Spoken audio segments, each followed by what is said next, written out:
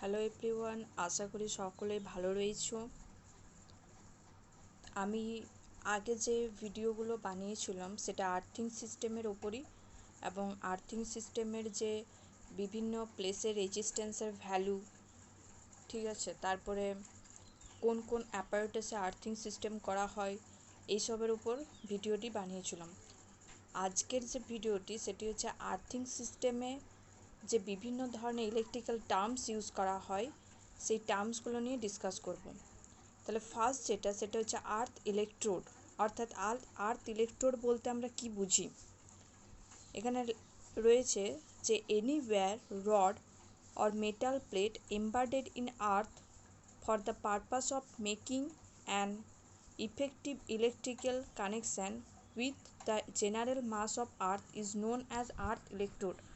অর্থাৎ কি, যে আর্থিং সিস্টেমে যেটা আর্থের ভিতরে এমবেডেড করা থাকে, অর্থাৎ আর্থের ভিতরে থাকে, সেটি হচ্ছে আর্থ ইলেকট্রোড। এখানে ছবিতে দেখা যাচ্ছে যে এটা হলো একটা আর্থ ইলেকট্রোড এবং এখানে এটি হলো একটি আর্থ ইলেকট্রোড।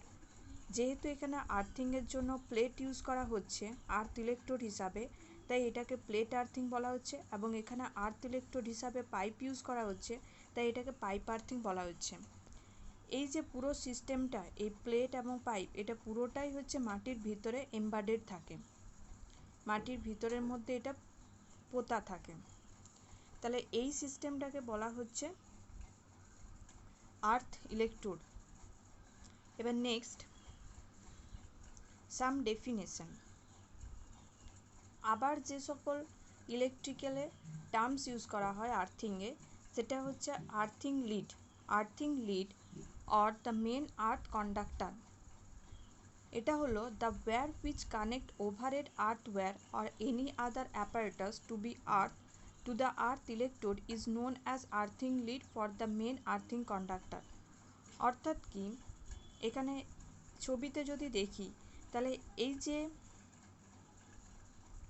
এই মেন সুইচ বোর্ড থেকে এই তারটা যেটা আমার আর্থে নামছে, অর্থাৎ যে ওয়্যারের মাধ্যমে আর্থ ইলেকট্রোডের সাথে কানেক্টেড থাকে অ্যাপারেটাসগুলো, সেটা হচ্ছে আর্থ ইলেকট্রোড। এখানে ছবিতে এটা হলো আর্থ ইলেকট্রোড। মেন সুইচ বোর্ড থেকে যে ওয়্যারটা এখানে মাটির ভিতরে যাচ্ছে, মাটির ভিতর পর্যন্ত, সেটা হলো আর্থ ইলেকট্রোড, ঠিক আছে।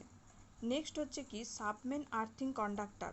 সাবমেন আর্থিং কন্ডাক্টর কি, the earth wire which runs between the main switchboard to the distribution board or along the submain is known as submain earthing conductor।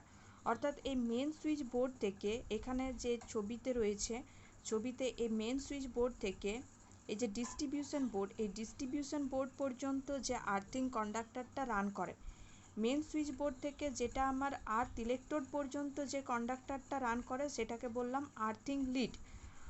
আর এই মেন সুইচ বোর্ড থেকে যেটা আমার ডিস্ট্রিবিউশন বোর্ডে রান করে সেটা হলো সাবমেন আর্থিং কন্ডাক্টর। এটা হলো সাবমেন আর্থিং কন্ডাক্টর আর এটা হলো আর্থিং লিড। নেক্সট বলছে আর্থ কন্টিনিউটি কন্ডাক্টর। আর্থ কন্টিনিউটি কন্ডাক্টর কি, the conductor running between the distribution board and various plugs and appliances is known as earth continuity conductor. এই ছবিতে এই যে এখানে দেখানো হয়েছে, এই ডিস্ট্রিবিউশন বোর্ড থেকে এই যে ওয়্যারটা এই সকেটের মধ্যে নামছে, এটা হচ্ছে আর্থ কন্টিনিউটি কন্ডাক্টর। অর্থাৎ কি, যে কন্ডাক্টরটা ডিস্ট্রিবিউশন বোর্ড থেকে বিভিন্ন প্লাগের মধ্যে বা অ্যাপ্লায়েন্সেসের মধ্যে রান করে, সেটা হলো আর্থ কন্টিনিউটি কন্ডাক্টর। তাহলে এখানে এটা হচ্ছে আর্থ কন্টিনিউটি কন্ডাক্টর, এটা হলো সাবমেন কন্ডাক্টর, এবং যেটা মাটির ভিতরে যে ওয়্যারটার মাধ্যমে কানেক্টেড করছে সেটা হলো আর্থিং লিড। তিনটা ফিগারই এখানে দেখানো হয়েছে। নেক্সট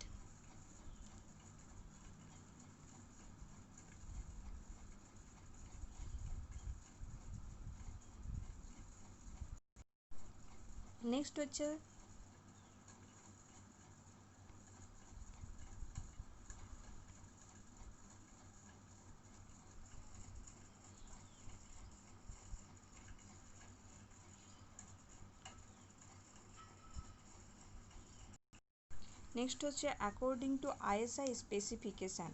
আইএসআই স্পেসিফিকেশান অনুযায়ী কিছু কিছু সাইজ আমাদের নির্দিষ্ট থাকে, যেরকম the cross section of the earthing lead as a general rule should not be less than half of the section of the main supply conductor feeding the installation। অর্থাৎ কি, যে ওয়্যারটার মাধ্যমে আর্থ ইলেকট্রোডের সাথে কানেক্টেড থাকছে, মেন সুইচ বোর্ড থেকে যে ওয়্যারটা আর্থ electrode পর্যন্ত run করছে, তার ক্রস সেকশন এরিয়াটা আমার যে মেন সাপ্লাই কন্ডাক্টরটা তার ক্রস সেকশন এরিয়ার হাফ এর কম হবে না।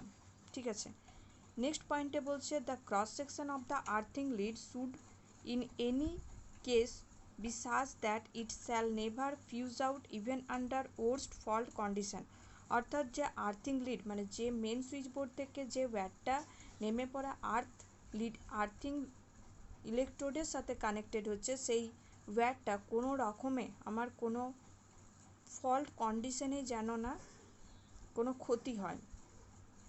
নেক্সট হচ্ছে the cross section of earthing lead should not be less than 161.3 square mm for main connection.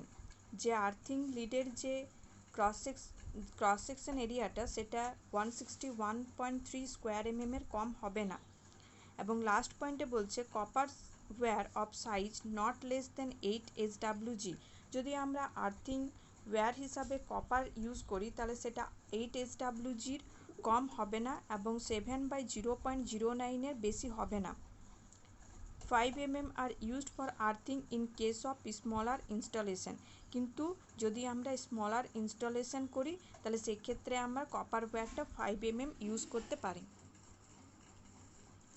এখানে যে ছকটা দেখানো হয়েছে সেটা বিভিন্ন প্লেসে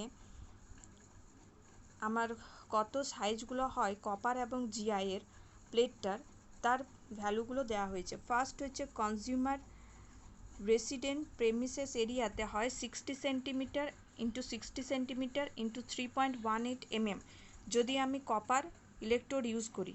নেক্সট হচ্ছে যদি জিআই ইউজ করি তাহলে সেক্ষেত্রে হয় 60 ইন্টু 60 ইন্টু 6.35, সেক্ষেত্রে সাইজটা একটু বেশি হয়। তো এখানে বিভিন্ন ধরনের বিভিন্ন প্লেসে এখানে কপার এবং জিআইয়ের যে সাইজগুলো হয় তার ছকটা এই ভিডিওতে এই যে ছকটা এখানে দেখানো হয়েছে। এখানে পোল আর্থিং ট্রান্সমিশনের ক্ষেত্রে পরেরটাতে বলা হয়েছে সেম সাইজ থাকে। ইন্ডাস্ট্রিয়াল লোড আপ টু 10 HP-তেও সেম থাকে। ঠিক আছে, এখানে প্রত্যেকটা সাইজের ভ্যালু আর্থ ইলেকট্রোডের প্রত্যেকটা সাইজের ভ্যালু এই ছকটাতে দেখানো হয়েছে। আজকে এতটাই থাক।